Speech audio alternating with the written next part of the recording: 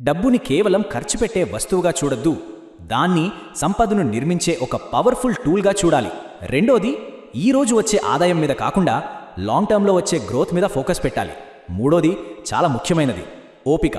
ఒక పెద్ద బిల్డింగ్ కట్టడానికి టైం పడుతుంది కదా, సంపదను నిర్మించడానికి కూడా ఓపిక అనేది చాలా అవసరం. ఫైనల్గా, కేవలం ఒక వర్కర్లా కాకుండా మన ఫినాన్షియల్ ఫ్యూచర్కి మనమే డిజైనర్గా మారాలి. ఆ మైండ్ సెట్ రావాలి. సరే, ఇప్పటిదాకా మనం చాలా విషయాలు మాట్లాడుకున్నాం కదా. ఇప్పుడు వాటన్నిటినీ కలిపి మన సొంత ఫైనాన్షియల్ బ్లూ ప్రింట్ అంటే ఒక ప్లాన్ని ఎలా గీసుకోవాలో చూద్దాం. ఈ మొత్తం డిస్కషన్ని ఒక్క వాక్యంలో చెప్పాలంటే ఈ కొటేషన్ చూడండి.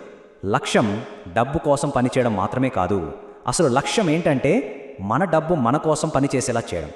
ఈ ఒక్క లైన్ అర్థమైతే మొత్తం కాన్సెప్ట్ అర్థమైనట్టే.